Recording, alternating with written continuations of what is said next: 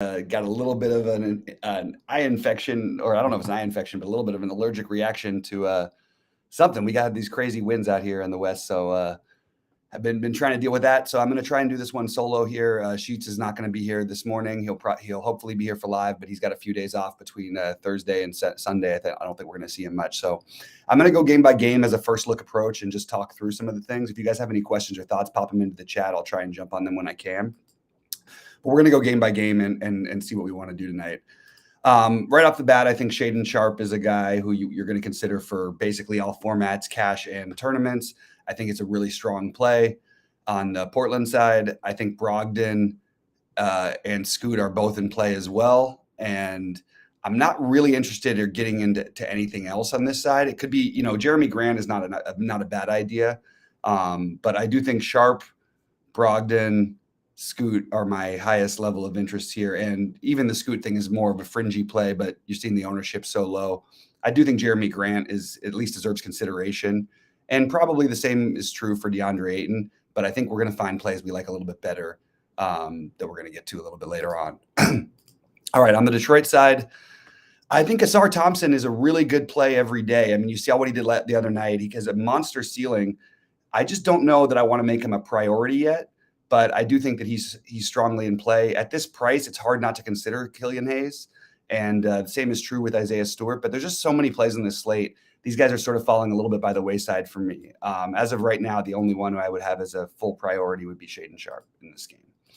Moving over to Milwaukee at Toronto, Giannis's price is getting to the point where we might have to start thinking about price enforcing him. Like, the problem is we haven't seen that kind of game yet with Lillard. We will soon. Maybe tonight's the night. Not a great matchup for it. A little bit of a slower team in Toronto.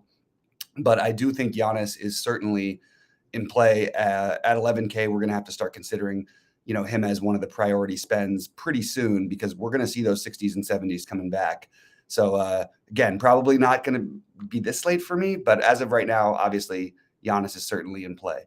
Not getting to Schroeder, not getting to Podol today as of right now, not getting to Scotty Barnes, but I have no issue with any of them or Anunoby. All of them are fine with me, just nobody who stands out as an actual priority at the moment. Not going to need the value of the Boucher thing again. So probably going to be on the outside looking in this game for the most part. May reconsider a Scotty Barnes or a Giannis a little bit later. All right, let's talk about the New Orleans side of things. Ingram is questionable. That's going to dictate what we do here. If Ingram is out, we're going to return back to Zion. We're going to return back to some Jordan Hawkins. We're going to return back to CJ McCollum. But assuming that Ingram plays, probably don't do anything situation for me. We'll go back to Joe Val a little bit as well. I think you're going to be spreading out those New Orleans guys if Ingram's out, assuming that he does play. I think he's going to play. I think we're probably off the New Orleans side today. And what do we do with these big slates? The general rule is we try to make the big slates small. So we'll get to it. Thanks to who is John about the Seager call and the Rangers last night. I appreciate that. Had some good calls last night, just didn't quite come through. And with all these bodies on OKC, I'm just going to say that no one stands out as a play, but I'm going to go out of my way to play more Chet than most people are going to. So I'm not going to say he's a priority for me, but I'm certainly going to get to some of him on most slates. I just think the ceiling is monstrous, and we really don't have a way of like his median outcome is what, 30? They have him at 34 today. I think you could make an argument that, like, yeah, that might be true. He might score 25, but he's going to score plenty of 50s in there. So I really like the idea of getting some really low-owned Chets in general. Again, I just want to be ahead on these young guys. I think that's the right thing to do. Jumping over to Cleveland, New York. This is another one that I'm going to need to see what we're doing with LeVert before I make any decisions. If LeVert is in, I'm probably going to end up playing LeVert. We'll see what happens with Jared Allen. It's just a lot of two big question marks that are going to dictate a lot. We just saw these teams play, and it was ugly for those of us who played the Cleveland side of it. I'm going to bet it doesn't happen 2 games in a row, but we'll see. And it's going to depend on who's available. If all the guys are available at the prices they're at, I think we're just laying off this game. I will go back to them, though, if we get any of those guys out. On the New York side, just really can't get into anything on this slate that makes enough sense. If you want to play Randall, that would be my favorite. Randall and Brunson, I think, are both solid enough, but I just don't think you need to make that play on this slate. I think there's going to be other plays we run into that we like a little bit better. All right, Brooklyn, Miami, another game that I'm not overly excited about when you look at the total, but you see who's available actually for Brooklyn, and with no Dinwiddie now, I think it's really hard not to make Simmons, Cam Thomas, and Lonnie Walker, some form of those, of at least two of those as priorities. So I'm going to put Cam Thomas. I'm going to put Lonnie Walker right now. I think by the end of the day, I'll probably be higher on Cam Thomas, but Ben Simmons and Cam Thomas are probably guys you're going to want in a good portion of your lineups. Then you have the what do we do with Trendon Watford against a team that plays big? It could be Day'Ron Sharpe. It could be Trendon Watford. I'll put those guys in the category like of question marks right now. But I definitely think by the end of the day, we might be using some of Watford or Day'Ron Sharpe against the Miami team where you have to play big. You can't get away with this Simmons at center, and also with their current injury situation, it's like they're going to have to play more guys. Finney-Smith and Royce O'Neal are both fine, but I have them a little bit on the outside looking in as far as priorities go. And I'm just entering that on my little notepad here. I do some things very old school. I like to make a list of my players and see what we've got by the end of it, and then try to figure out stacking and correlation and all that stuff. We all talk about process a lot. That's one of my things. But you can see you've got 5 guys on a 13-game slate from Brooklyn, all double-digit owned, and there's reason for it just based on the bodies they have. But this could also get ugly and be a blowout. This could also be ugly and just be like a low-scoring game. So not going to be as high on this one. I want my Kevin Love revenge. Cost me $100K the other night playing Kevin Love. I finished third in that tournament in the 555, and he was in that lineup with 13 fantasy points. Partly it was the blowout nature, but I'm okay with going back to Kevin Love. I'm also okay with like Tyler Hero is 7,500, and I think that's really a fair price. I think that this guy has a monster ceiling. So I like the matchup. So I actually think Hero is like completely viable here. We also have Bam as probable tonight. So I would say from this game, really like trying to get a run back if you're going to play 3 Brooklyn guys, Kevin Love, Tyler Hero would be my favorite. And I have no problem if you want to go and use the little bits of Jimmy Butler here and there. All right, I'm going to say this every day. Tyrese Halliburton is going to make my list every single day. He's not going to be quite a priority for me today in Boston and a tough matchup, but I do have Halliburton as a very strong play. Miles Turner, a guy who's had some history of success against the Celtics, also another one we could consider here. Bruce Brown, fine, but really need this game to stay close. And Boston's so loaded, it's like, will it stay close? I don't know. It's kind of tricky, but it's a huge bump up in pace for anybody to play this Indy team. My initial thoughts are kind of liking the over in this game, but I'm going to go with Drew as my favorite play. But I don't think it's like a must play by any means. And I think that Jaylen Brown is a strong play also. So you could put Holiday, then Brown for me, then Tatum probably, then Derek White. Actually, no, then Derek White, then Tatum. All these Boston guys are very interesting today. But the one who's getting the priority tag right now is Holiday. Again, open to figuring that out later. We'll talk about that at 6 Eastern, whether or not he's going to stay that way. Gafford, this is again, is Daniel Gafford going to play today? If Daniel Gafford plays at 5,100, I am probably going to play a decent amount of him. We'll see how healthy he is and all that stuff. But Atlanta plays, they play a big all the time. Gafford's 5,100. It's a reasonable price. I think he's a guy we can certainly consider, even though it's not overwhelmingly exciting. But I also think that we're going to have to start thinking about, forcing in Poole and Kuzma occasionally. But neither of them are quite making it for me tonight. It's just neither of them are making it as priorities, but they're certainly guys I'm considering for later on. I also think for Atlanta on the other side, we finally got the DeJounte Murray game, and he's completely unowned. You look at the ownership over here because Washington's defense is so bad. It's really high on the Atlanta side. So I'm going to say Jalen Johnson, priority play. I'm going to say Okongwu, not a priority, but a guy I really like. So I'm going to consider Okongwu. Murray or Trae Young, I'm tempted to make it one or the other. Trae is questionable, but Murray or Trae Young is the way I'm going to treat this because the matchup is so premier. Murray or Trae, and then run it back with either Kuzma or Poole. Hope it stays close, and you could really do some damage here. So I like that little grouping. One of Murray or Trae with one of Kuzma or Poole. Slight preference to Murray and Poole. But again, you can go a bunch of different ways with it. All right. And Phil is saying, yeah, Cam Thomas is walking bucket. He sure is. He has not let us down yet this season. I am going to play Cam Thomas as of right now today. I'm not getting to Denver. I think that the obvious play, if you want to try to get to him, is Jokic, but I'm not getting to much of that today. So just wanted to throw that out there. I just don't see anybody who quite makes sense from a price standpoint. And Minnesota is somewhat similar for me. The Naz Reid, we know he breaks about one out of every 4 or 5 slates. Maybe this is the day. Could be. It's sort of like, I don't want to say it's anyone's guess, but you get the ceiling game out of Anthony Edwards that we keep flirting with, but not quite getting. But nobody who's really going for me as a priority here. I think I'm going to find something I can do in this next game because you're going to have very low ownership in the Charlotte-Houston game. And I think all of Charlotte is interesting. We have LaMelo with the, okay, what are we calling it? We're calling it the minutes limit, but the minute limit of 34.5, that's not a minutes limit. That's a regular player. So I have just all of Charlotte as interesting, but nobody who's a priority. I have all of Houston as interesting, and the only one who I would consider as a priority right now is Şengün. Look, we're going to see some bad games out of Şengün, but this guy has, as he just proved the other night, an absolutely monstrous ceiling.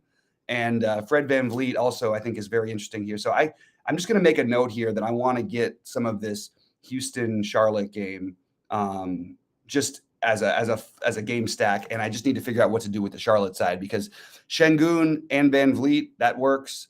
You could also go Jalen Green. You could also go Jabari Smith. There's just a ton of guys on Houston that are just, they're going to be popular, but there's good reason for it. They're way too cheap. It's a premium matchup.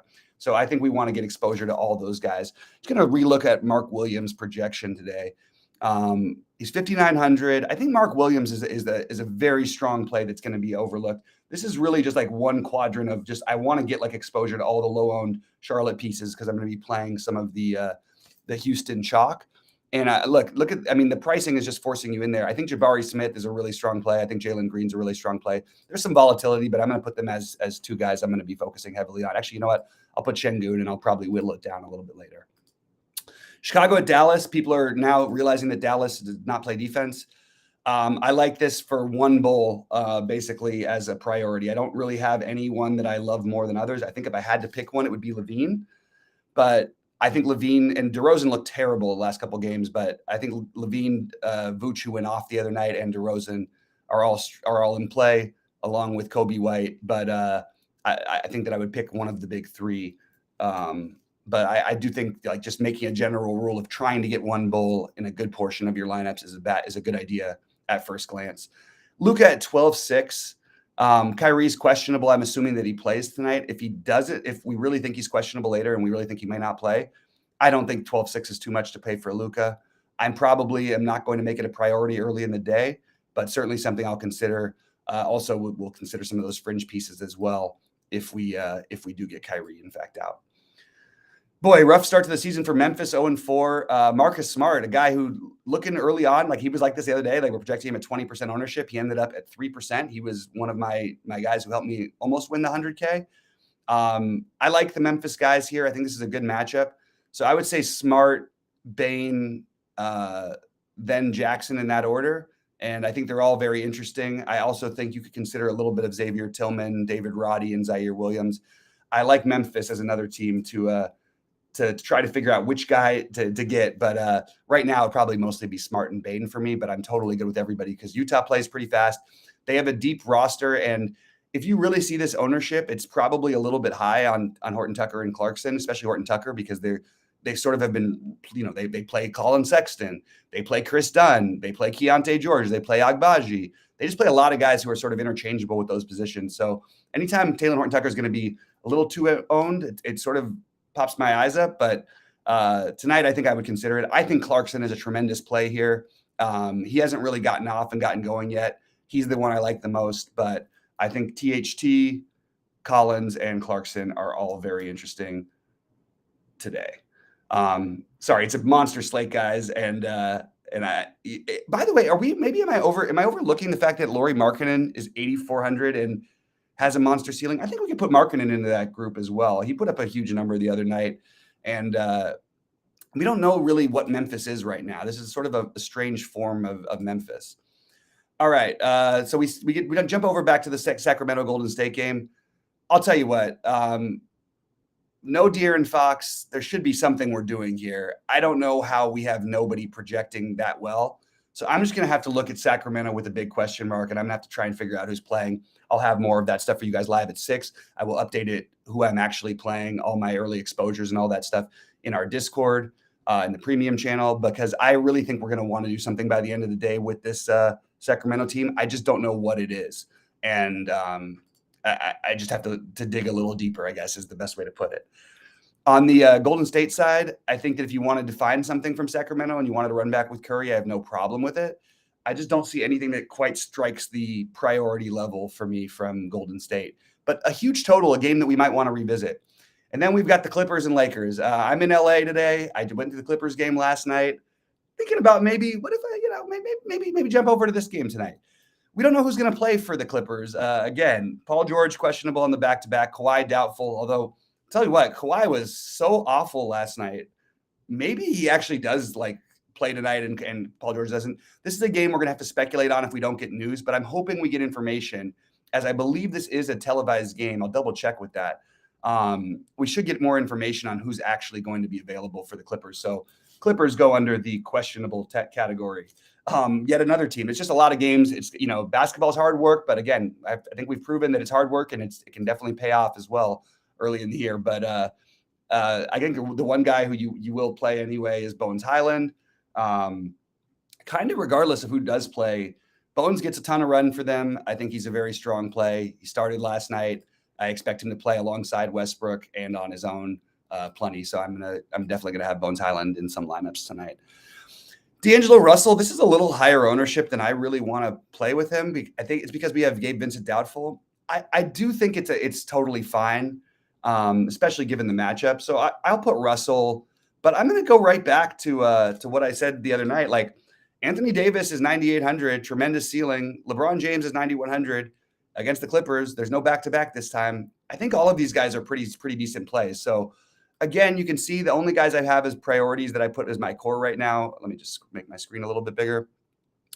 Who do we have here? Oh, here, let me set my core here. And again, I'm going to edit this before I publish it to our subscribers. But for right now, this is what I've got. I've got, let's see, Şengün.